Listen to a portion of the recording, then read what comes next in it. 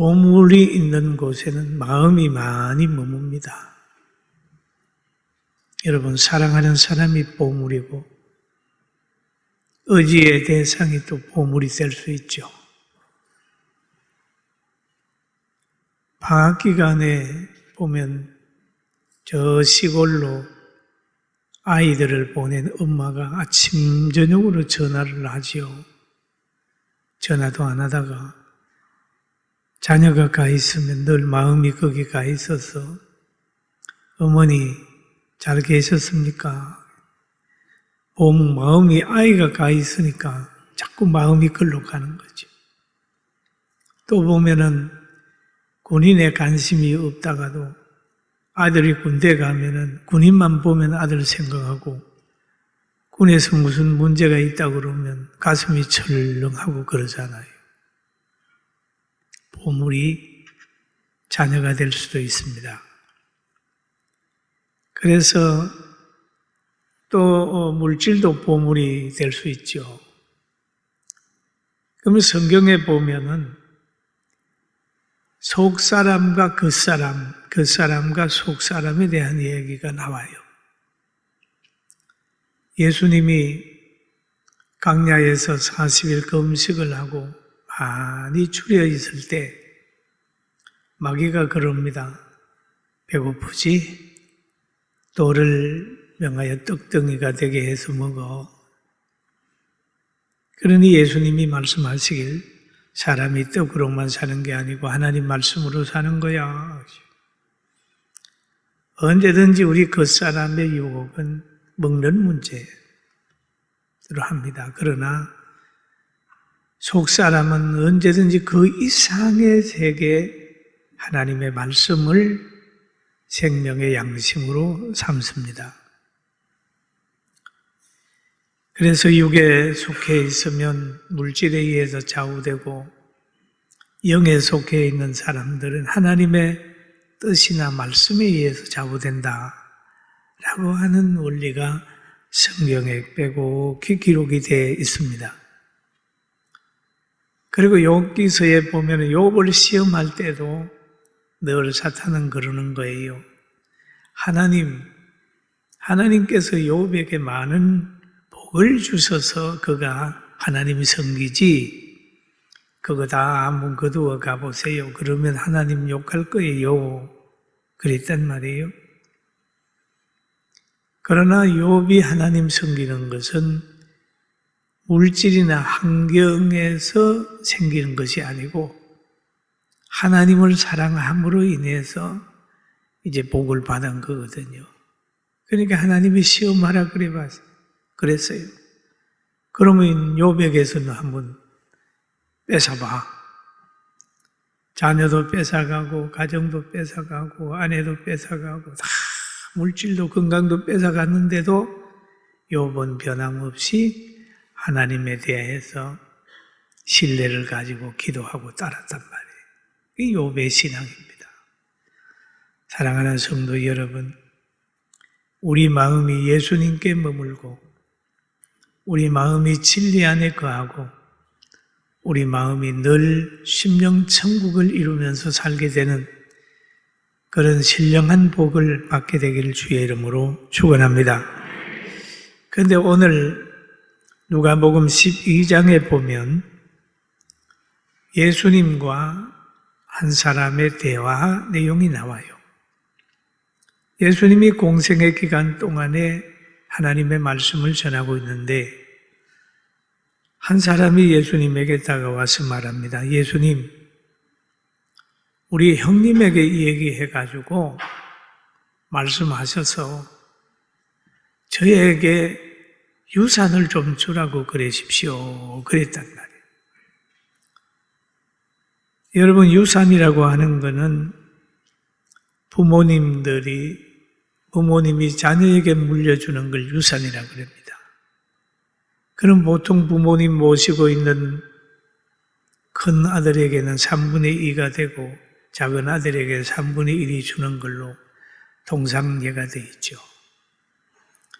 그런데 형님이 이걸 유산을 독식한 것 같아요. 그러니까 동생이 예수님 찾아가서 우리 형님에게 얘기해가지고 유산을 좀 나눠주라 그러세요. 그러니까 예수님이 말씀하기를 누가복음 12장 15절에 보면 삼가 모든 탐심을 물리치라. 사람의 생명이 그 소유에 넉넉한 데 있지 아니하니라. 그렇게 얘기합니다. 그러면 여기에서 주님은 형에게 가서 이렇게 얘기 안 했어요. 나는 그런 데 참여하는 게 아니야. 그러면서 탐심을 물리치라라고 하는 얘기를 하면서 말합니다. 소유의 넉넉함이 행복의 조건은 아니다. 생명의 연장의 조건은 아니다.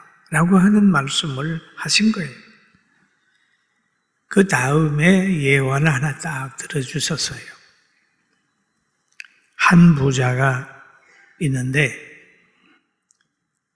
그 농사를 했는데 너무 풍년이 들었다. 풍년이 막 들어서 현재 있는 곳간에 쌓아놓을 수 없을 정도로 풍년이 들었어요. 그래서 그 곳간을 헐고 이제 다시 짓고 수확한 것을 창고에 가득히 채웠어요.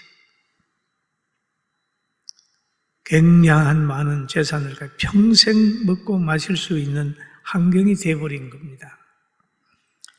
그래서 그는 누가복음 12장 19절에 이렇게 얘기를 합니다. 내가 내 영혼에게 이르되 영혼아 여러 해 쓸 물건을 많이 쌓아두었으니 편안히 쉬고 먹고 마시고 즐거워하자 하리라. 즐거워하자. 야, 내 영혼아 지금 곳간이 차고 넘치게 되니까 평생 먹을 수 있는 것이다. 내 영혼아 평안히 있고 즐거워해라 라고 하는 그런 말을 합니다. 여러분 우리도 이런 사람들을 종종 보지요. 은행에 막 평생 먹을 재산이 돈을 가지고 있고 또 은행에서 나오는 이자만 해도 나는 평생 살 수 있어. 또 집을 많이 가지고 있는 사람은 세만 받아도 나는 평생 살 수 있어. 뭐 이렇게 생각하고 만족하게 사는 사람도 있을 수 있을 거예요. 오늘 이 부자가 말하는 겁니다. 내가 내 영혼에게 이르되 영혼아 여러 해 쓸 물건을 많이 쌓아두었으니 편안히 쉬고 먹고 마시고 즐거워하자. 여러분 편안히 쉬고 먹고 마시고 즐거워하는데 이런 인간의 누림은 물질에 많고 적음에 있는 것이 아니라는 거죠. 또 사람이 스스로 즐거워하고 건강하게 살 수는 없는 거예요. 그러니까 이 비유 속에서 누가복음 12장 20절에 이렇게 표현합니다. 하나님이 어떻게 얘기를 하냐면 하나님이 이르시되 같이 한번 보실까요? 하나님이 이르시되 어리석은 자여 오늘 밤에 내 영혼을 도로 찾으리. 그러면 내 준비한 것이 누구의 것이 되겠느냐 하셨으니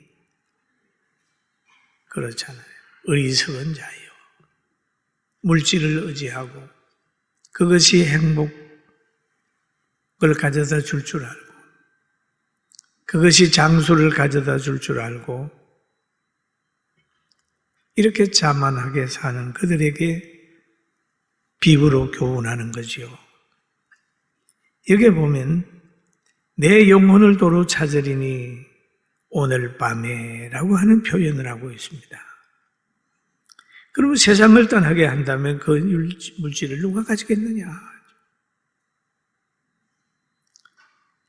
그러면서 자기를 위하여 재물을 쌓아두고 하나님께 대하여 부유하지 못한 자가 이와 같으니라. 그러잖아요. 다른 사람은 굶고 다른 사람은 힘들게 사는데 점토에 점토를 더하고 가옥에 가옥을 더하고 자기만을 위하여 재물을 쌓아두는 사람들에 대한 하나의 경고다. 이렇게 볼 수가 있어요. 그런데 세상 사람들은 행복이 물질에 많고 적음에 있는 줄로 아는 사람이 많이 있습니다. 여러분, 우리 다 믿음으로 살게 되길 주의 이름으로 축원합니다. 그러면 여기에서 그렇게 쭉 말씀하신 예수님께서 제자들에게 말씀하셨어요. 너희 목숨을 위하여 무엇을 먹을까? 몸을 위하여 무엇을 입을까? 염려하지 마라. 염려하지 마라. 목숨이 음식보다 중하고 몸이 의복보다 중하니라 라고 얘기를 합니다. 그러면 살아있는 목숨을 가진 사람에게는 일용할 양식을 준다. 그리고 살아있는 사람에게는 입힌다. 그러니까 염려하지 마라 라는 얘기죠. 하나님은 약속을 지키시는 분이잖아요.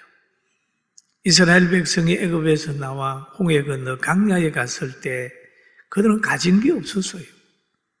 그러나 하나님께서 광야에서 먹였습니다. 만나와 메추라기로 먹였어요.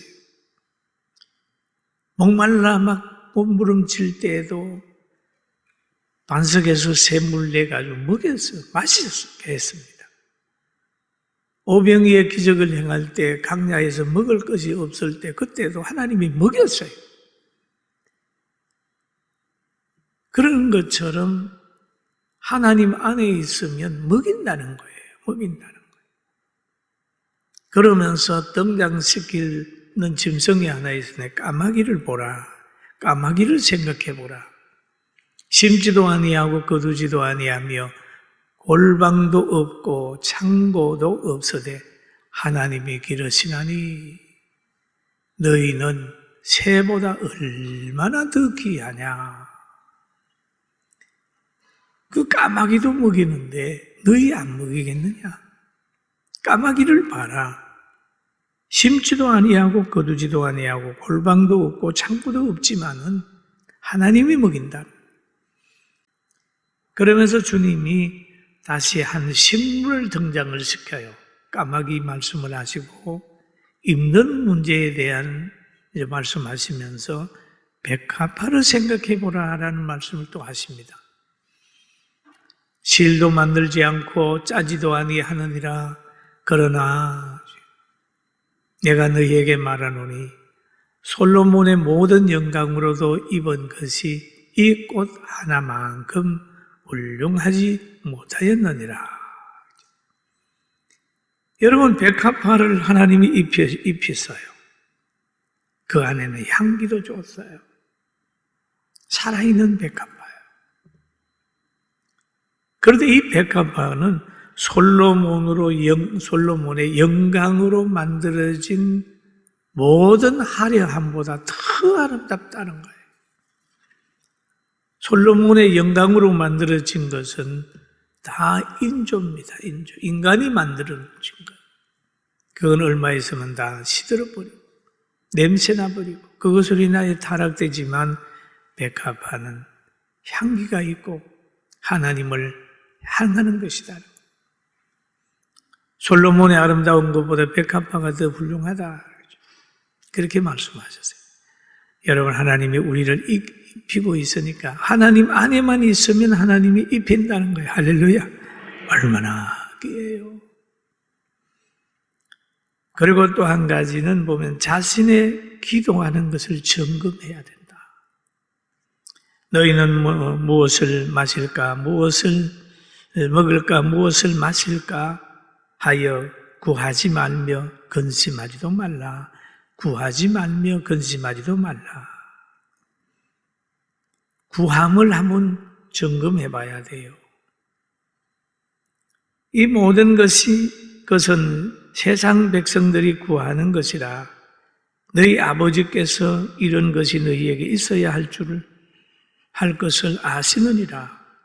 세상 사람들의 구함은 무엇을 먹는 문제, 또 마시는 문제, 입는 문제, 이거 구하는데 그거 구하지 마라.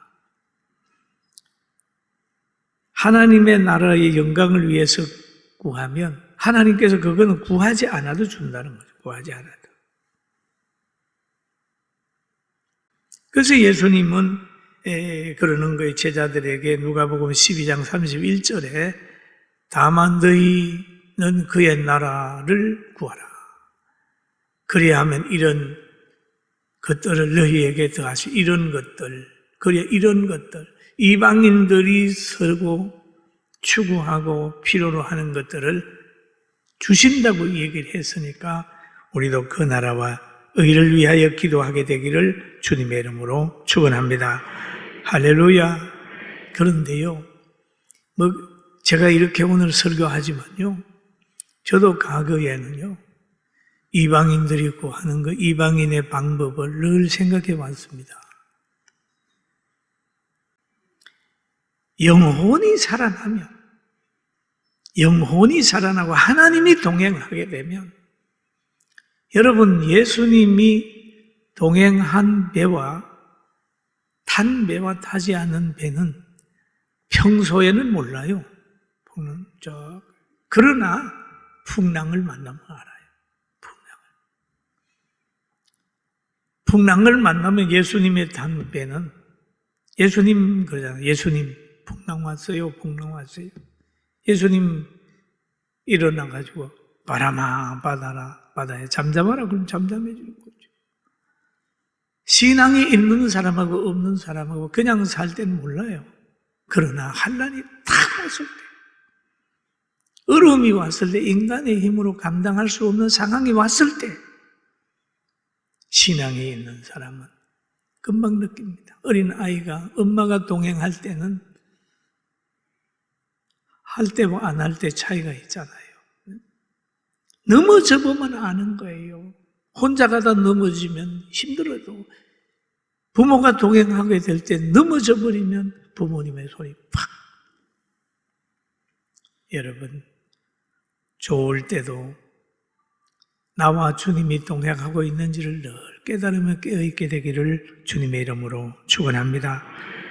그러면서 우리가 기도 제목을, 내가 기도하는 거, 뭘 위해 기도하고 있는지, 뭘 추구하고 있는지, 혹시 어떤 사람보다 많은 통장에 넣어놔놓고, 야, 내 영혼아, 먹고 즐기자, 평생 얻어 먹겠다. 혹시 이렇게 살고 있지 않는지 점검하고, 보기와 장수를 한 몸에 지고 있는 하나님께 인정받아서 더 오래오래 장수하고 누리는 복 있는 우리 모두가 되기를 주의 이름으로 축원합니다. 그래서 오늘 성경에도 보면 그럽니다. 예수님께서 12장 32절에 작은 무리여 무서워 말라 너희 아버지께서 그 나라를 너희에게 주시기를 기뻐하니라 라고 한 말씀을 하고 계십니다. 적은 무리.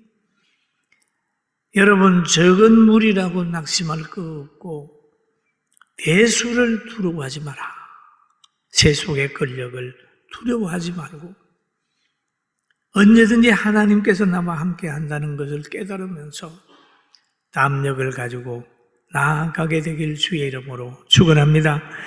그리고 나의 보물이 뭐냐라고 하는 걸 생각해 봐야 돼요. 나의 보물이 어디에 있느냐 하는 것도 생각해 봐야 됩니다. 오늘 누가복음 12장 33절 우리 같이 한번 읽어볼까요? 너의 소유를 팔아 부재하며 낡아지지 아니하는 배낭을 만들라 곧 하늘에 둔 다함이 없는 보물이니 거기는 도적 가까이 하는 일이 없고 좀도 먹는 일이 없느니라. 아멘. 여기에 성경에만 부자 청년이 나옵니다. 부자 청년. 부자 청년은 돈이 많아요. 그런데 돈이 많은 거 가지고는 만족이 없잖아요. 그래서 돈 있는 사람들의 특징이 보면 정치하려고 그러고, 돈 있는 사람들이 때로는 타락하기도 하고, 돈 있는 사람들이 때로는 마약에 손을 대는 사람도 있어요. 만족이 없거든요, 돈 가지고. 근데 이 부자 청년 자체로 보면 영생에 대한 관심이 많았어요. 예수님을 찾아갑니다. 예수님, 어떻게 하면 영생을 얻느냐 물어봅니다. 그러니까 예수님께서 가만히 보니까 이 친구가 돈이 많이 가지고 재산이 많아요. 이 재산 같이 섬길 수는 없으니까 너 팔아서 가난한 사람에게 나누어주고 넌 나를 따르라 라고 얘기를 합니다. 그런데 이 부자 청년은 자기가 가지고 있는 물질이 너무 많아서 그걸 포기하지 못해가지고 예수님 따르지 못하고 근심하며 돌아가 버렸습니다. 근심하며 갔다. 그는 어떻게 됐을까요? 그도 늙고 병들고 나이 많아서 죽었을 겁니다. 그럼 어디 갔을까요? 영원하지 않는 것이 우리가 많이 가지고 있다가 보면 그것이 주님을 따르는데 굉장히 시험거리가 될 수도 있어요. 여러분, 우리는 부자 청년이 되지 말고 누구나 부자 청년 될 수 있어요. 명예를 버리지 못하고 자존심을 버리지 못하고 자기의 어떤 걸 버리지 못해서 신앙생활하다가 좌절하고 낙심하는 사람이 있어요. 여러분, 우리는 그러지 말고 영원한 하나님의 나라를 생각하며 예수님 잘 따라가서 가정을 아름답게 만들고 영원히 행복하게 살게 되기를 주의 이름으로 축원합니다. 아멘. 그럽니다. 여러분의 보배가 뭡니까? 보배가 많잖아요. 가족이 보배잖아요. 보물이잖아요. 가족이. 물질도 필요하잖아요. 그러나 모든 것들은 영원하지가 않다는 거죠. 그러니까 행복한 가운데서 영원한 하나님의 말씀을 다 의지하고 두려움을 떨쳐버리고 근심하지 말고 나가는 겁니다. 그래서 여기에서 그런 말을 하지요.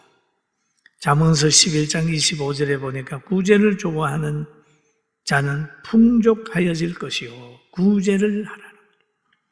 여러분, 여기서 구제하는 거 열심히 하면 하나님께서 풍족하게 한다는 거죠.